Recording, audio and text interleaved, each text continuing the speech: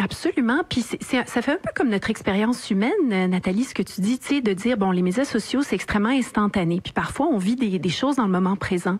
Mais parfois, dans nos vies, on planifie aussi à long terme. Tu sais, on n'achète pas une maison dans le moment présent.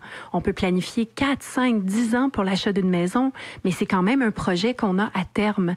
Donc, c'est pas deux choses qui sont mutuellement exclusives. Je veux pas manger aujourd'hui ou pas sortir aujourd'hui parce que j'ai les plans de voyager l'an prochain.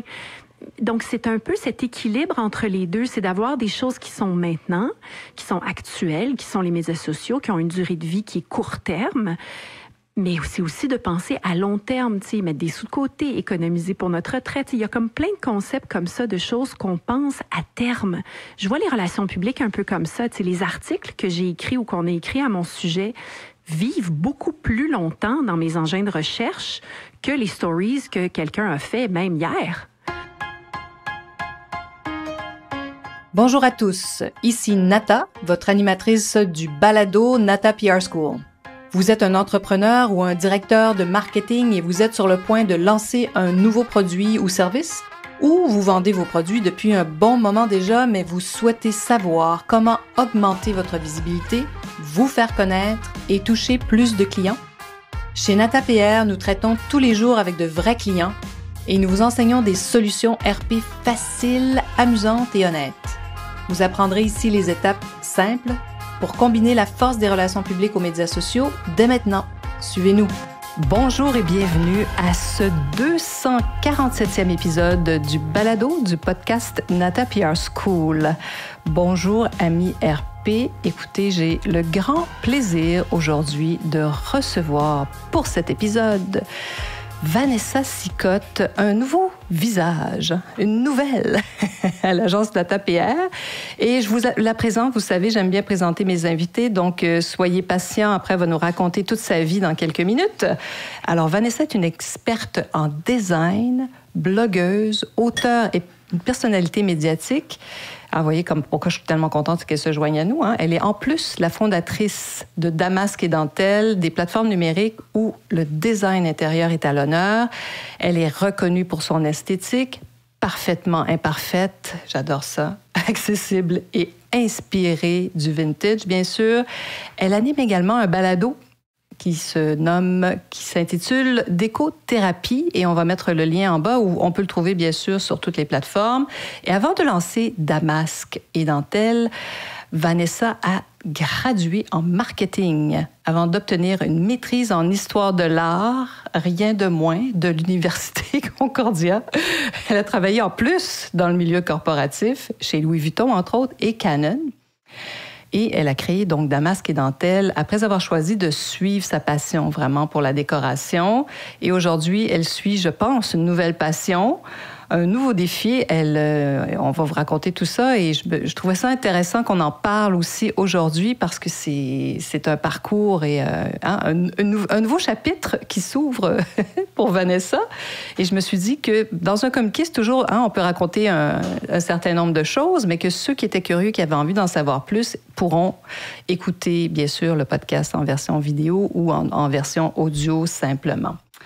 Alors, je pose toujours la même question à mes invités. Première question, d'abord, Vanessa, merci d'avoir accepté mon invitation. Merci à toi, Nathalie. C'est un plaisir et un honneur d'être là avec toi aujourd'hui. Partagé. Honneur aussi.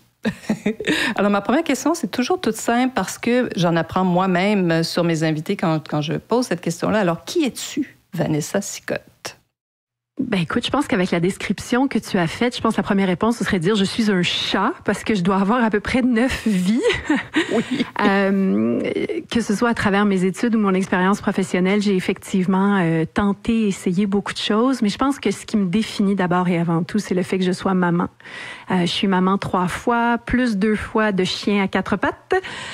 Donc pour moi, d'être une maman, ça me définit, ça vient marquer qui je suis, mais ça vient aussi définir de la façon dont je me comporte dans le monde, ce que j'essaie d'accomplir, les étapes que j'essaie de traverser. J'ai toujours un peu ce regard maternel dans tout ce que je fais. Puis je pense que peut-être ton équipe va commencer à le sentir en disant « Oui, c'est vrai que À nous maternes, j'ai toujours le petit band-aid quand il faut. Mais autrement, professionnellement, effectivement, je suis une personne qui est curieuse. Je suis une personne qui est toujours en train d'apprendre.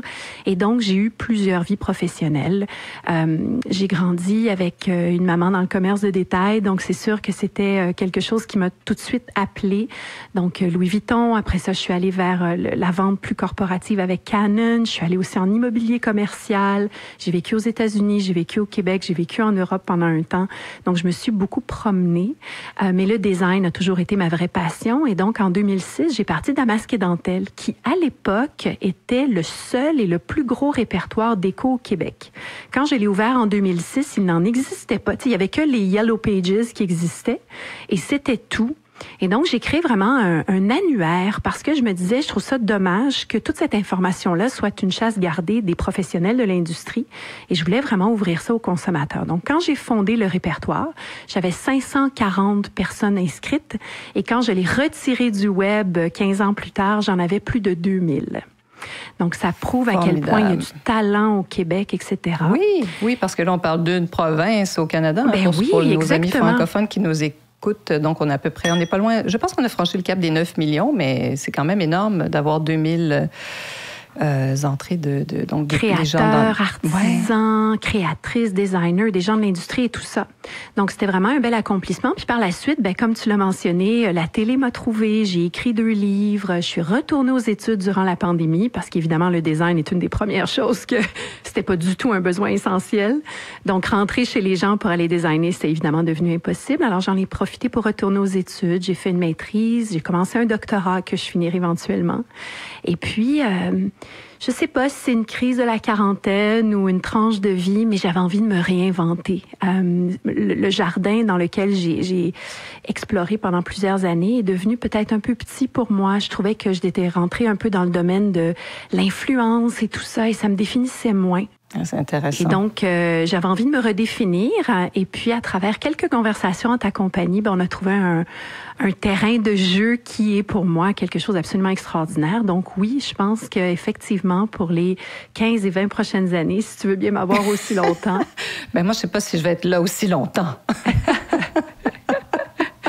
Commençons une année à la fois, shall we? Une année à la fois.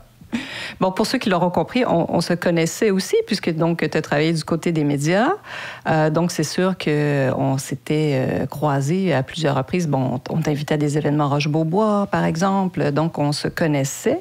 Et donc, tout ça pour dire que parfois, il y a des gens qui sont près de nous. J'aime souvent dire ça parce que parfois, on pense tout le temps que tout est loin et on ne se rend pas compte, des fois, de cette richesse qui est toute proche. Parce que ça m'est arrivé, quelquefois, en 25 ans, d'agence de retenir les services soit de recherchistes ou de gens qui avaient travaillé dans les médias.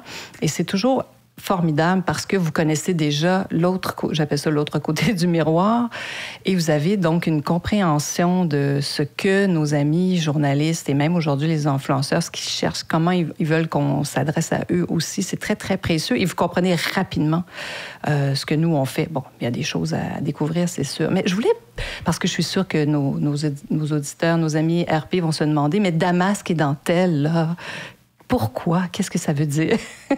Alors, quand j'ai fait mon plan d'affaires, j'étais accompagnée par mon centre local de développement, donc tu sais, les fameux CLD montréalais. Puis la première chose que mon intervenant m'a dit, c'est que c'était le pire nom sur la Terre. Il a dit, il n'y a personne qui va s'en rappeler, tu devrais choisir autre chose. Mais en fait, pour moi, il y avait quelque chose de poétique dans ce nom-là. Le damassé, donc en français, on dit du damassé, en anglais, on dit du damasque. C'est un tissu qui est historique, hein, ce tissu avec un peu une forme d'artichaut qu'on retrouve souvent sur les tentures de rideaux, par exemple à Versailles et compagnie. Et la dentelle, en contrepartie, est aussi un textile historique, mais beaucoup plus dans la délicatesse, dans la féminité, dans la fragilité. Et je trouvais que ces deux mots-là ensemble avaient aussi quelque chose de poétique, un en anglais, un en français. Ça représentait un petit peu la dichotomie du pays dans lequel on vit, cette espèce de double entendre entre les mots, mais aussi entre les langues, entre les aspirations esthétiques. Donc, pour toutes ces raisons-là, je trouvais que c'était très poétique. Bon, est-ce que effectivement c'est dur à dire? Oui. Mais tu vois, presque 20 ans plus tard, les gens ont finalement fini par s'en rappeler. Puis je pense que Damasque et Dentelle a fait sa place dans le marché québécois.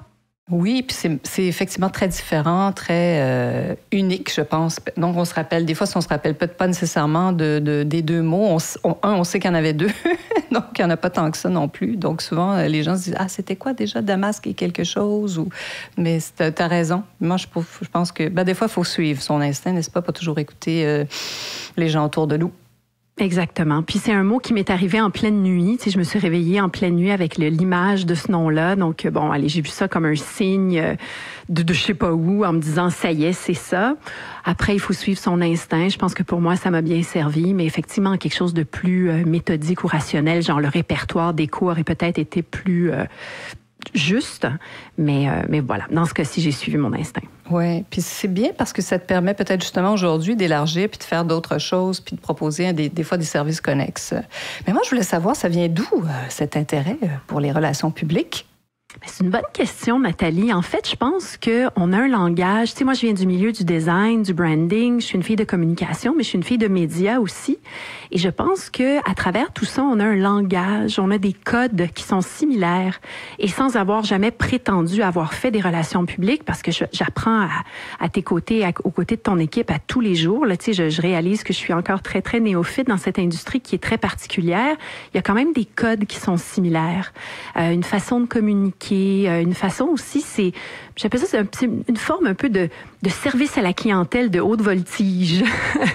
Et il y a quelque chose de très axé sur la visibilité, très axé sur la renommée d'une entreprise, de comment les faire voir. Tu sais, comme tu dis toujours si bien, là, les relations publiques sont la plus grande et la plus belle partie organique de votre plan marketing.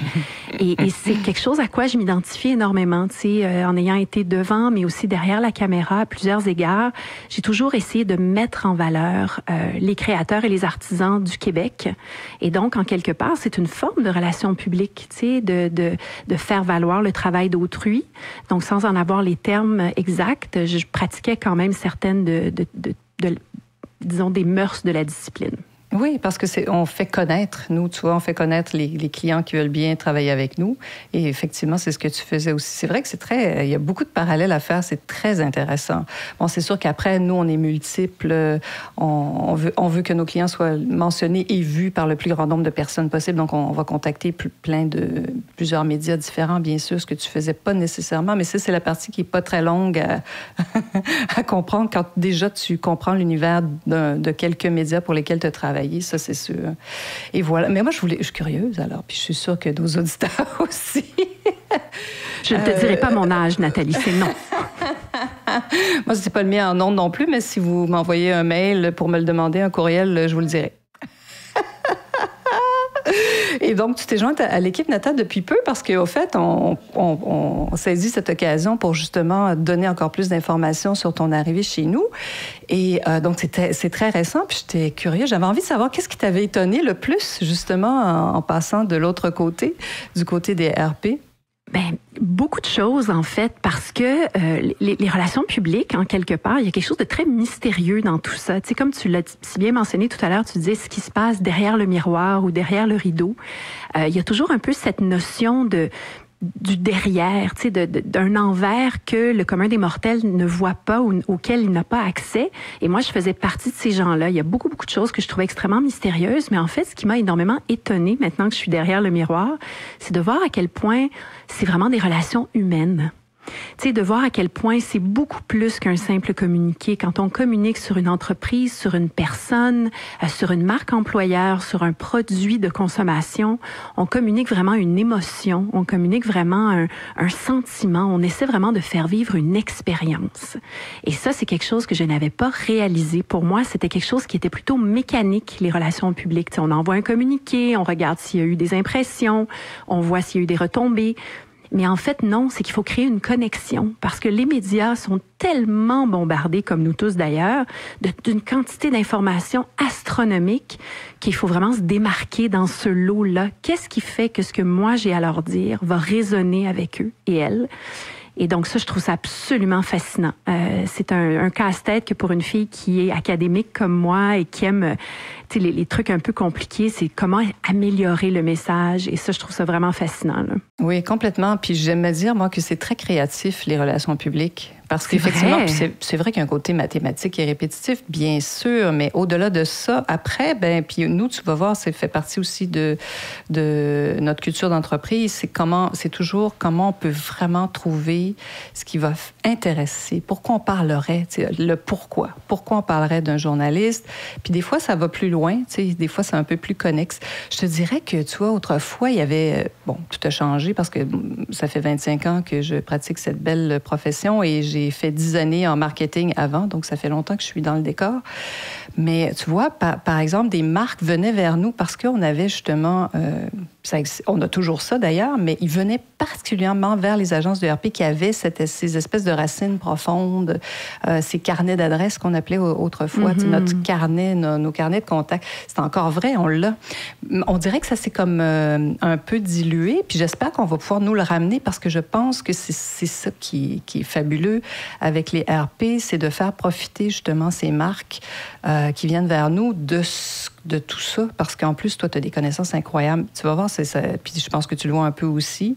C'est dans le fond, plus on en sait, plus on peut aider nos clients à se démarquer et à être originaux, plus on peut trouver des angles et des façons de capter l'attention des médias. Non, c'est un métier qui est très, très intellectuel. Tu sais, je le regarde même avec ton équipe, à quel point il faut déjà bien savoir écrire, il faut être capable de bien communiquer. Mais communiquer, ça veut pas dire d'être verbose, d'avoir des mots à plus finir.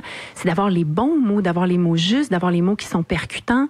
Fait que, tu sais, ça demande vraiment une réflexion qui est approfondie. Oui. Donc, oui, c'est quelque chose qui s'apprend, mais il faut quand même avoir un intérêt pour ça, disons, si c'est pas des aptitudes.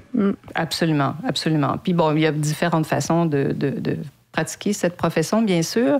Nous, on est un petit peu extrémiste. Je pense que c'est au bon endroit, Vanessa. Toi qui aimes pousser les choses.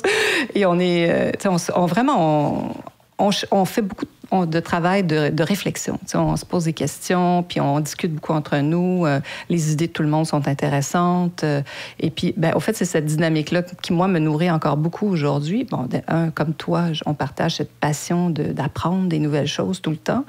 Dans le monde des relations publiques, si vous aimez apprendre, vous allez être servi. Tu sais, parfois, on ne sait pas trop où se diriger. Alors, si vous êtes un tout jeune professionnel et que vous aimez et vous êtes curieux, vous allez voir que vous n'allez pas vous ennuyer dans le monde des relations publiques. Mais ce qu'il y a de vraiment intéressant, c'est ça, c'est comment tout ça, tout à coup, se met ensemble. Enfin bref, puis nous, on aime bien trouver de nouvelles façons de faire. En fait, j'aime bien dire qu'on mélange l'ancien et le nouveau. D'ailleurs, hier, on avait un événement avec des influenceurs qui étaient vraiment sur mesure pour eux, mais avec une touche comme on faisait avec des journalistes. Je trouve. Tu sais, on a fait quelque chose qui était vraiment... Puis on a eu des commentaires incroyables parce que... Une approche expérientielle. Oui, oui, puis vraiment, où c'était agréable autant pour nous, notre client, que pour ces influenceurs qui sont venus. Donc, il y a moyen de faire des choses, malgré tous ces outils de fou qu'on a, de se retrouver et de faire vivre, c'est ça, toucher le produit, le sentir, le goûter, le porter, l'essayer. Ça reste des gestes très humains qui ne vont pas demeurer demain matin. Justement, parlant de ce qui ne va pas disparaître, il y en a beaucoup qui croient que les relations publiques, c'est terminé maintenant que on a le web, on a les médias sociaux, il y a toujours une nouvelle plateforme qui arrive. Bon, là, on le sait, TikTok est devenu très, très important. Alors, qu'est-ce que tu dirais des marques qui pensent que c'est fini, les RP? C'est une bonne question parce que je te dirais que je vis des deux côtés, dans le sens où pour moi, les médias sociaux ont vraiment alimenté ma business. Tu sais, Damasque et Dentelle a grandi en grande partie à cause des médias sociaux. Mais en même temps, pour moi, je ne vois pas les deux comme étant mutuellement exclusifs. Je pense que les relations publiques et les médias sociaux se complètent. Ils sont deux facettes d'un tout. De miser que sur les médias sociaux, je pense que c'est risqué parce que les médias sociaux ont une durée de vie qui est très peu pérenne. On sait que les stories durent 24 heures, le fil d'actualité se renouvelle à tout bout de champ, les algorithmes aussi sont extrêmement compliqués. Donc vraiment de miser toute sa stratégie de communication seulement sur les médias sociaux, je trouve ça risqué. Ben oui. Et en même temps, d'avoir des relations publiques. Oui, et puis de voir, encore une fois, oui, il y a eu une attrition au niveau du nombre de magazines. Oui, il y a moins d'émissions de télé qu'il y avait. J'en parle en connaissance de cause. Mon émission a été une de celles qui a été coupée là, dans tout ce grand remaniement télévisuel. Mais en même temps, il y a encore une grande portée de ce qu'on appelle les grands médias, là, ou en anglais, le mainstream media, touche encore énormément les gens. Donc, oui, les médias sociaux sont une facette de communication, mais c'est pas un tout en soi. Et donc, pour moi, les relations publiques ont plus que jamais, je pense, leur place, parce que on dit souvent en vente et en marketing, il faut trouver les gens là où ils sont. Et donc, oui, ils peuvent être sur TikTok, mais c'est une partie de leur temps. Bon, à part si on passe 16 heures par jour sur TikTok, ça, c'est des cas extrêmes. Mais autrement, la moyenne des gens, on vit des vies actives, on marche dans nos villes, on écoute la radio, on va dans des restaurants, on se promène, on a des amis, on communique avec des gens. Tout ça sont des occasions où on peut être en contact avec des sources où les relations publiques ont eu un impact. Donc, je pense que c'est vraiment un beau mélange des deux, un équilibre. C'est sûr que, bon, je prêche un peu pour ma paroisse, mais j'aime bien dire ça aussi, qu'on est très, très complémentaires, les relations publiques et les médias sociaux, parce qu'il y a quelque chose aussi dans la durée et dans le temps. C'est-à-dire que, bon, il y a un côté un peu plus immédiat, mais c'est-à-dire qu'il faut les nourrir, hein, vos médias sociaux. Il faut continuer d'être là, d'être présent pour que ça continue de vivre. Il y a quelque chose de très similaire dans les relations publiques, c'est-à-dire que c'est pas juste on envoie un communiqué une fois puis on attend de voir ce qui va se passer. Il y a quelque chose comme ça dans le... Il faut penser à qu'est-ce qu'on va dire, qu'est-ce qu'on va faire, quel geste on va poser. Fait que j'aime bien souvent dire, ben vous alimentez vos médias sociaux. Ben les RP aussi, ça te prend du temps. Hein, parce qu'on est beaucoup avec la baguette magique. Bon, c'est sûr qu'il y a quelque chose de un peu plus spontané et de immédiat, on va dire, dans les médias sociaux. Bon, hier soir, on avait un événement, donc c'est sûr que les stories sont déjà là et tout ça. Donc, et puis, nos médias vont parler peut-être de la collection de vêtements qu'on a présentée hier un peu plus tard. Mais il y a cet élément de temps-là qui existe autant pour nourrir les médias sociaux.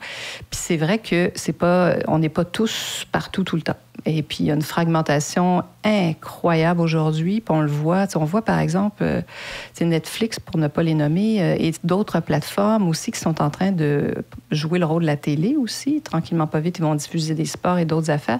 Donc, tu vois, c'est en train de devenir aussi comme une espèce d'autre média. Bon, on le voit, il y a beaucoup de personnalités, les Pamela Anderson de ce monde, par exemple, dont on parlait, qui renaissent parce qu'ils ont cette série. Mais c'est une façon... C'est très près, ça, des relations publiques. C'est comme un complémentaire, tout ça. Fait que bref, plein de choses qu'on peut faire, mais sachez que les médias traditionnels sont tous en ligne. Absolument. Puis ça fait un peu comme notre expérience humaine, Nathalie, ce que tu dis, tu sais, de dire, bon, les médias sociaux, c'est extrêmement instantané. Puis parfois, on vit des choses dans le moment présent. Mais parfois, dans nos vies, on planifie aussi à long terme. T'sais, on n'achète pas une maison dans le moment présent. On peut planifier 4, 5, 10 ans pour l'achat d'une maison, mais c'est quand même un projet qu'on a à terme. Donc, c'est pas deux choses qui sont mutuellement exclusives. Je veux pas manger aujourd'hui ou pas sortir aujourd'hui parce que j'ai les plans de voyager l'an prochain. Donc, c'est un peu cet équilibre entre les deux, c'est d'avoir des choses qui sont maintenant, qui sont actuelles, qui sont les médias sociaux, qui ont une durée de vie qui est court terme, mais c'est aussi de penser à long terme, tu sais, mettre des sous de côté, économiser pour notre retraite. Il y a comme plein de concepts comme ça, de choses qu'on pense à terme. Je vois les relations publiques un peu comme ça, tu sais, les articles que j'ai écrits ou qu'on a écrits à mon sujet vivent beaucoup plus longtemps dans mes engins de recherche que les stories que quelqu'un a fait même hier. Tu sais, j'ai encore des articles que les gens me mentionnent qui datent de 2015, de 2016, parce que ça vit sur les plateformes, ça crée du Search Engine Optimization, aussi parlons-en, du SEO. Tu sais, tout ce que tu fais comme ça avec des long leads, avec des magazines qui parlent de toi, ça va durer dans le temps. Alors que malheureusement, les médias sociaux sont un peu une île.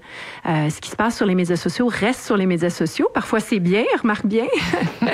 Mais effectivement, c'est pas tellement bien référencé. TikTok fait une meilleure job, mais tu sais, Instagram, tout l'univers Meta, en fait, fait pas une très bonne job de référencement. Donc, même pour les entreprises qui souhaitent laisser une marque là, dans leur écosystème, doivent avoir plus que les médias sociaux.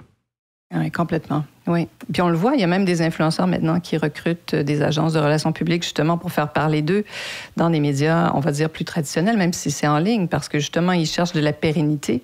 Ils cherchent aussi à se faire voir probablement de marques qui ne sont pas peut-être tout le temps sur leur plateforme.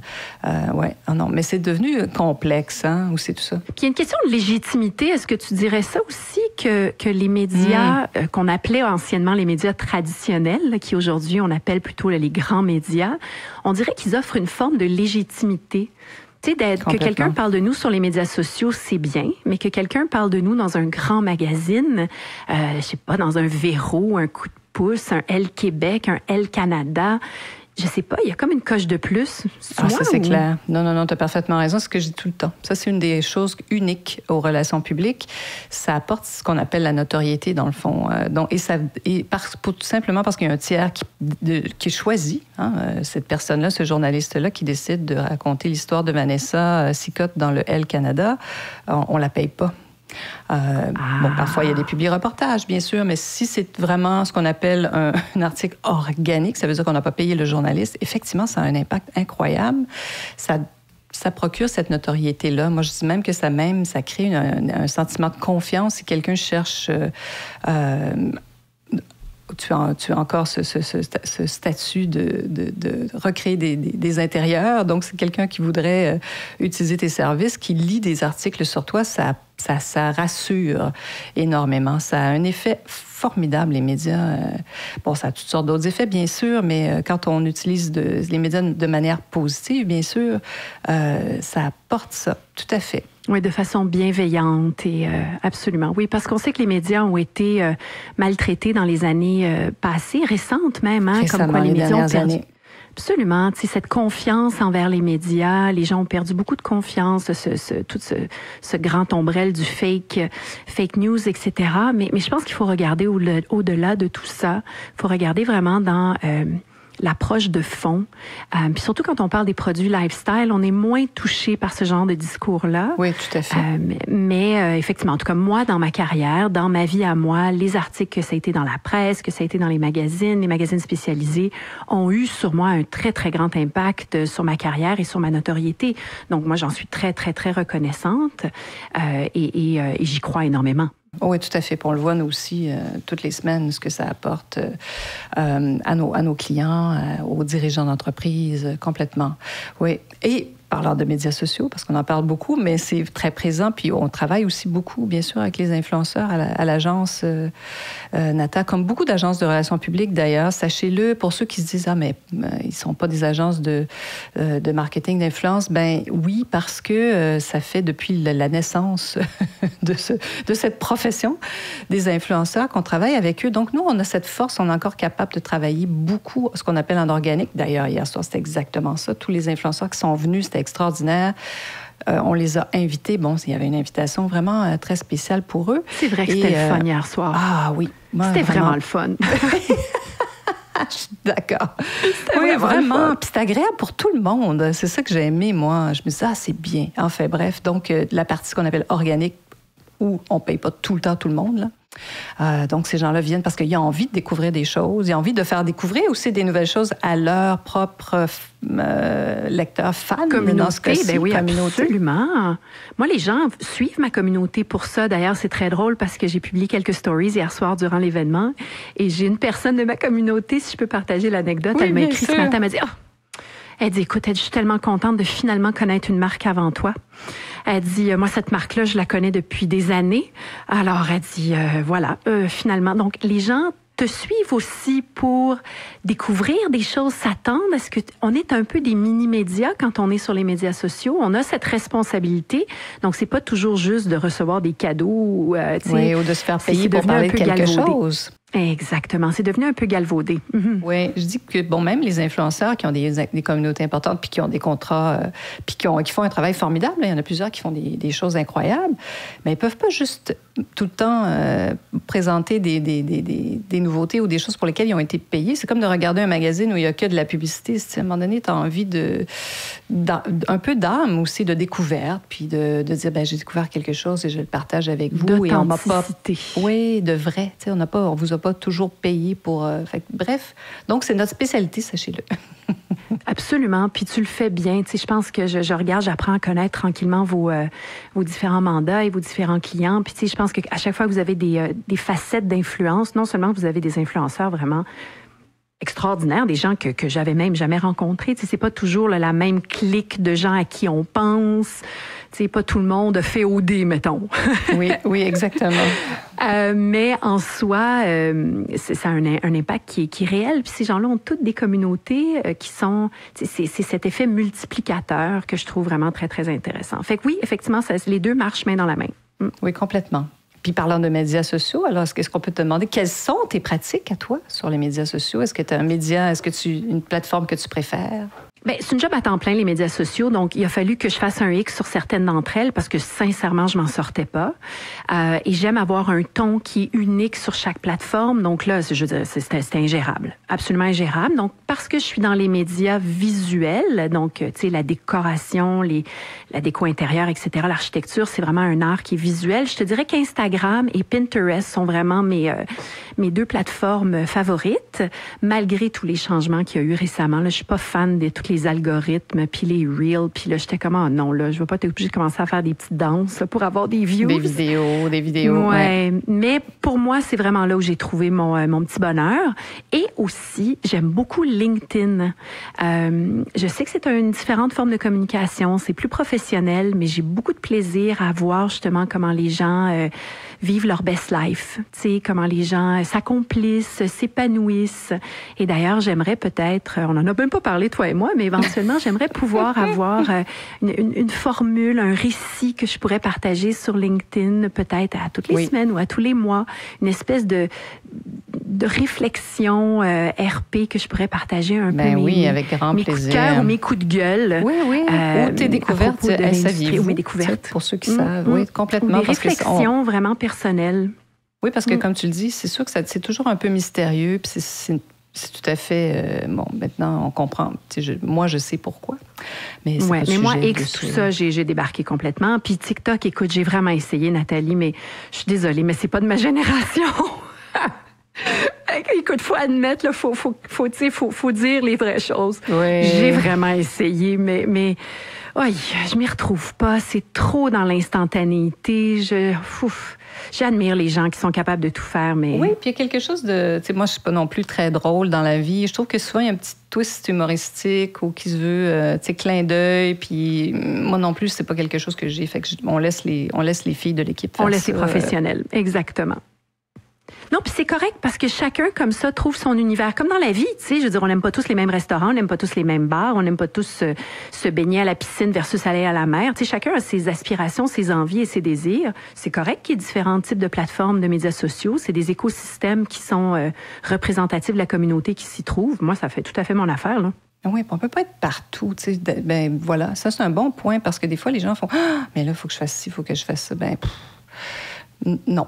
C'est pas le message se dilue et après ça, on est moins pertinent. Parce qu'après ça, les gens font du copier-coller. Donc là, les internautes ou les membres de la communauté vont trouver qu'il n'y a rien de neuf. Autrement, le message se dilue. Donc, à moins qu'on le fasse vraiment bien, il y a des gens qui le font très bien, pour qui c'est un emploi à temps plein, tant mieux.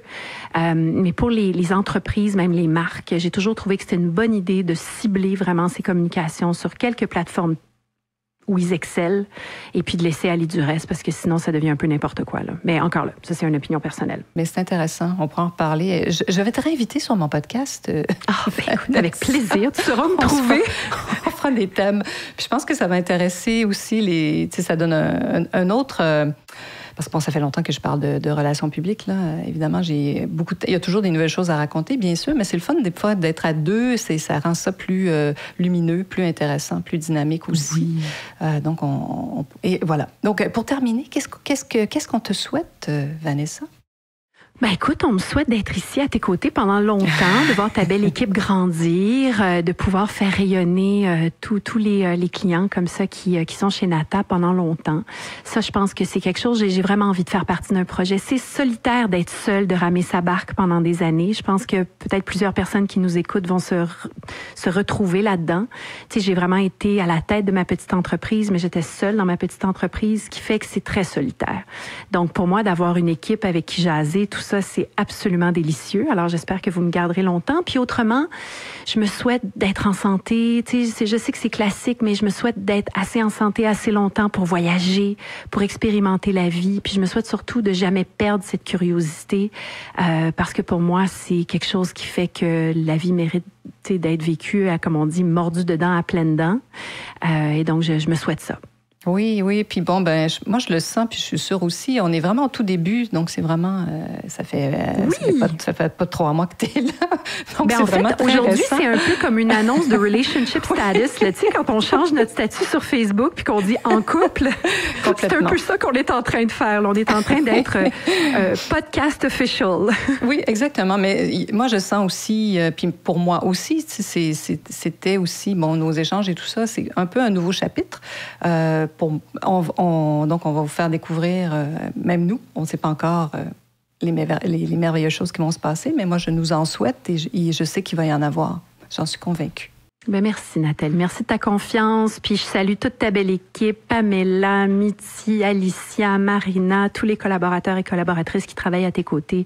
Tu as vraiment une équipe sans qui tout ça ne serait pas possible. Complètement. C'est vraiment des superstars. Là. Oui, complètement. Vraiment. Oui, on a beaucoup de plaisir à tous ensemble. Ils sont très heureux que tu sois là aussi en passant. Mais oui. Puis Ali, notre mascotte. Ah, mais oui. Ali, le caniche miniature, qui dort profondément sous mon bureau. Alors donc, il y aura une prochaine, les amis. C'est sûr qu'on fera d'autres. On trouvera des thèmes pour continuer de vous faire découvrir les relations publiques. Alors, merci d'être là. Puis, écoutez-nous, maintenant, on est aux 2 semaines. Je ne fais pas toujours, bien sûr, des vidéos, des entrevues, mais voilà, ça y est, il y en aura d'autres. C'est fait. Merci, Nathalie. À bientôt, tout le monde. Vous êtes curieux et souhaitez en savoir plus sur comment implanter des stratégies de relations publiques? Rendez-vous sur natapierre.com et inscrivez-vous sur notre liste. Vous recevrez le modèle NataPR pour créer une campagne RP réussie. Et si vous souhaitez devenir client, contactez-nous à nata@natapierre.com. Nous attendons vos commentaires. À la semaine prochaine!